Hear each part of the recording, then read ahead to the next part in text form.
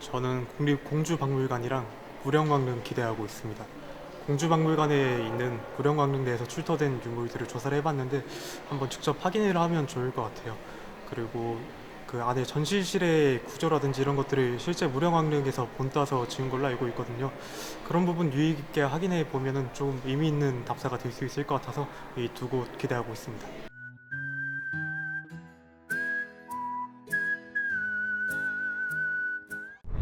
미륵사지 석탑인데 미륵사지와 관련해서 얘기를 하려면 너무 길어질 것 같고, 그래서 이 탑에 대해서만 간단하게 소개 겸 안내를 하겠습니다.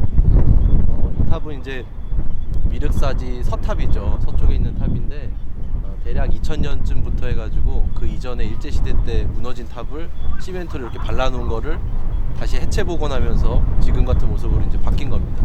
그래서 근래에 한 2020년쯤에 새로 박물관이 저쪽에 이제 만들어졌고, 여기서 나온 이제 여러 가지 유물들을 이제 보관하고 있습니다. 답사 자료집에 자세한 내용들이 나오니까 거기에 있는 내용을 제외하고 나머지에 대해서 얘기를 할 텐데, 탑에 대해서 조금 얘기를 하자면 우리나라 탑은 맨 처음에는 이제 목탑으로 시작을 해요. 목탑으로 시작했다가 나중에 이제 석탑으로 넘어가게 되는데, 지금 보시는 이 미륵사지 석탑이 그 목탑에서 석탑으로 넘어가는 그 과도기에 아주 중요한 계기가 되는 탑이라고 할 수 있습니다. 그래서 이 탑을 자세히 보면은 예를 들면 1층 기단부에 저 가운데 있는 그 기둥 모양의 것들이 있는데, 저런 것들을 이제 우주, 탱주 이렇게 얘기하거든요. 저 모양을 보면 배흘림 기둥, 우리가 부석사 무량수전 같은 데 가서 봤을 때 그 기둥 모습이 남아 있다. 그러니까 돌로 만들었지만 목조 탑의 양식을 좀 따르고 있다. 목조 건물의 그 양식을 따르고 있다라는 걸 알 수 있습니다. 그리고 이 탑이 여러 가지 면에서 아름다운 점들이 많은데, 일단은 지금은 복원이 완벽하게는 안 됐지만 9층 탑이었다라고 이제 알려져 있어요. 그래서 이 탑이 저 위에까지 올라갔을 때를 상상해 보면 굉장한 균형감이 있다. 이런 것들을 이제 알 수 있고, 이 탑의 이 지붕돌의 끝부분을 한번 보세요. 지붕돌의 끝부분을 주목해 보면 납작하게 그냥 깔린 게 아니고 살짝 비스듬히 올라가 있습니다. 비스듬히 올라가 있는데 그 끝부분이 아주 심하게 굴곡된 것도 아니고 살짝 올라가 있고, 그리고 또 두꺼워요. 그래서 탑이 멋을 줬는데 그렇게 아주 멋을 날티나게, 요즘 말로 그렇게 준 건 아니고 좀 우아하게 멋을 줬다. 그래서 이런 점 때문에 이 탑이 아주 이제 유명해지고 대단하다. 그리고 마지막으로 이거는 학생들 이제 보라고 얘기하는 건데, 요 밑에 귀퉁이에 보면은 뭐가 있죠. 여기 이제 수호상 같은 건데 지금 마모가 많이 된 건데, 저쪽 서남 쪽의 것은 잘 남아 있어요. 그래서 그걸 보시면은 뭔지 모르겠는데 한번 여러분들이 맞춰보면 어떨까 싶습니다.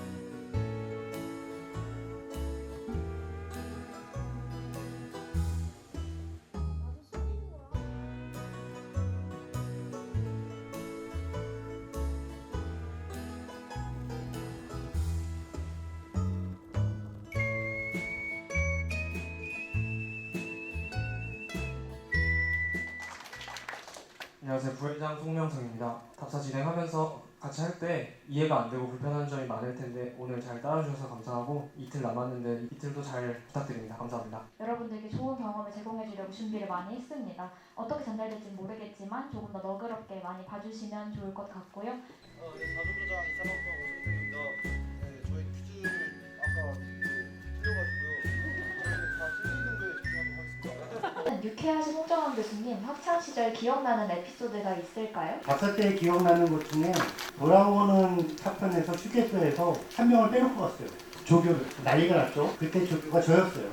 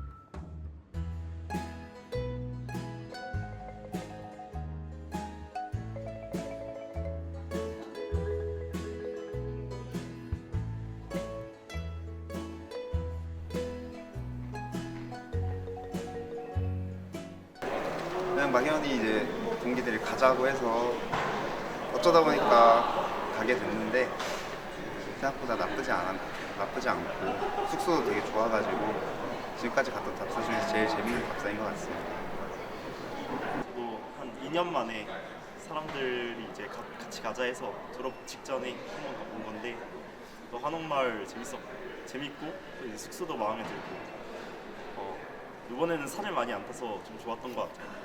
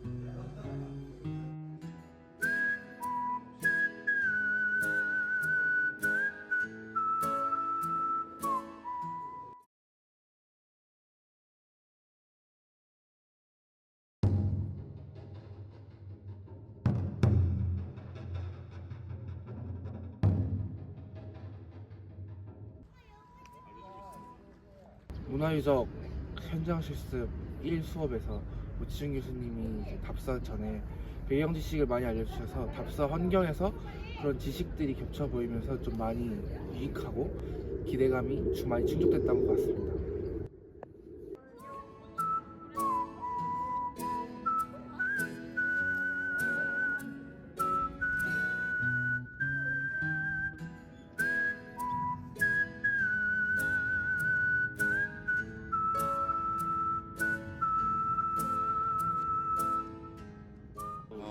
여러분 아시다시피 백제가 서해안을 이제 인접해 있는 국가였기 때문에, 그리고 이제 해상으로 늘 진출해서 교역도 하고, 그다음에 이제 중국과 그다음에 외와의 이제 통교 관계에서도 늘 신경을 썼던 국가였는데, 백제와 중국과의 관계를 이제 얘기를 하면, 백제는 건국 초기부터 사실은 그 중국과의 관계를 시작을 했다고 하고요.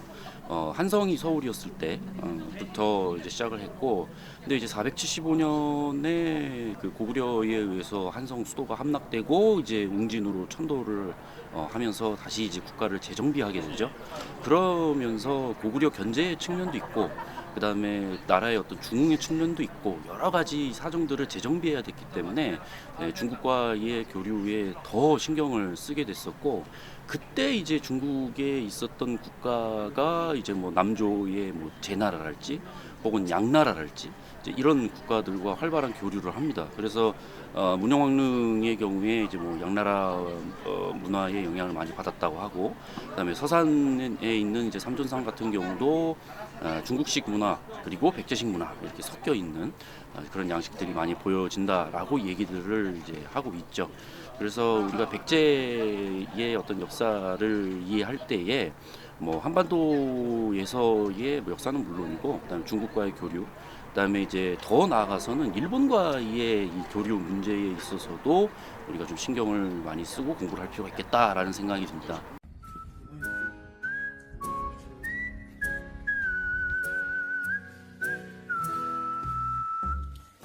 요 마이불이 아침에 보는 마이불이랑 점심 때 보는 마이불이랑 또 이 황혼쯤에 보는 마이불이랑 다 다르대요. 서산에 있다는 건데, 서산이 백제의 수도도 아닌데 여기에 왜 이렇게 백제계 사찰이나 불상이 있느냐. 사실은 이곳이 백제가 한강 유역을 빼앗긴 다음에 공주나 부여로 이제 수도를 옮기게 되면서 중국과의 통교가 여전히 이제 중요했기 때문에 어떻게 하면 중국이랑 잘 무역을 할 수 있느냐, 이런 게 이제 관건이었죠. 그냥 흔히 알기로는 가운데가 석가모니불이고, 저 오른편에, 우리가 볼 때 오른편에 보면은 다리를 꼬고 있죠. 그래서 요거는 이제 반가 사유상, 그래서 미륵불로 이제 알려져 있고, 그 다음에 이제 우리가 볼 때 이제 왼편인데, 여기는 관음보살 같이 보인단 말이죠. 근데 관음보살이랑 미륵불이랑 좌우로 협시를 하는 경우는 거의 없다, 사례가. 그래서 이거는 그런 점에서는 되게 특이한 삼존불이라고도 이제 알려져 있다.